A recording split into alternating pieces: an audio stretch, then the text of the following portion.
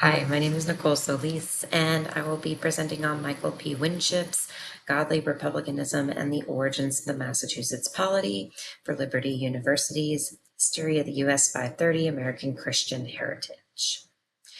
In 2006, Winship argued that Puritan ideals had a significant influence on the revolutionary thought earlier than historians had estimated.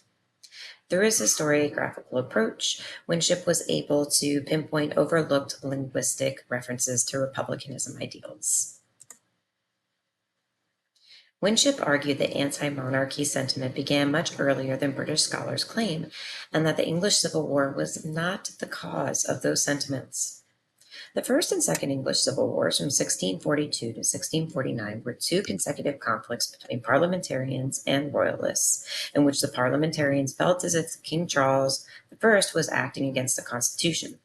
The war ended with the execution of King Charles and temporary leadership given to Oliver Cromwell until his death in 1656 and the ascension of Charles II to the throne.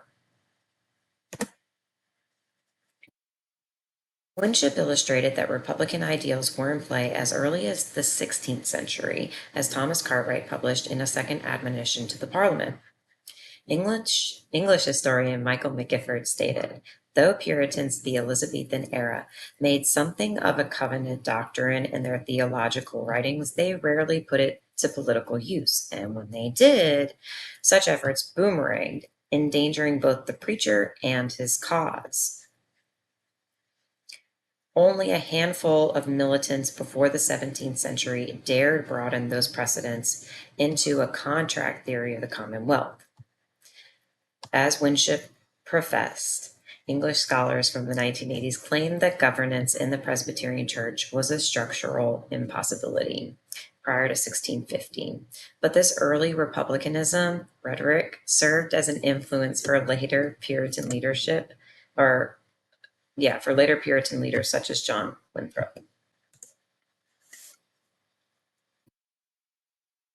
In 1630, John Winthrop made a proposal to the General Court of the Massachusetts Bay Colony in which freemen were given the right to vote for their leadership in the General Court every 2 years. 2 years later, the first election took place, and 2 years after that, judicial and legislative branches were established within the General Court.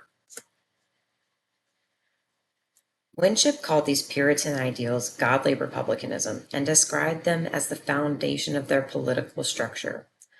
According to Winship, the roots of republicanism can be traced back to Tudor and early Stuart England rather than emerging solely in the mid-17th century. Puritan ideals such as liberty and freedom, as well as working for the common good. Winship used John Winthrop's description of the liberty of Massachusetts freemen. It was not a bare passive capacity of freedom or immunity, but such a liberty as hath power to act upon the chief means of its own welfare.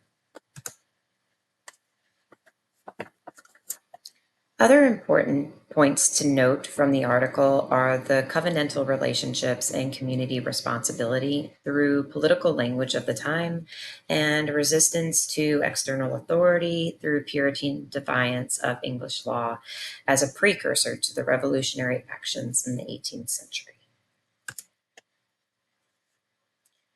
Winship added depth to the Puritan society as not just a religious experiment to purify the Church of England, but also an experiment in self-governance through the scripture.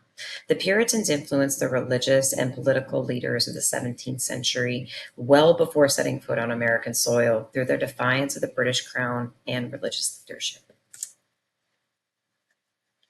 Thank you for listening to my presentation, and I hope you enjoyed my study of Michael P. Winship's article, Godly Republicanism and the Origins of the Massachusetts Polity.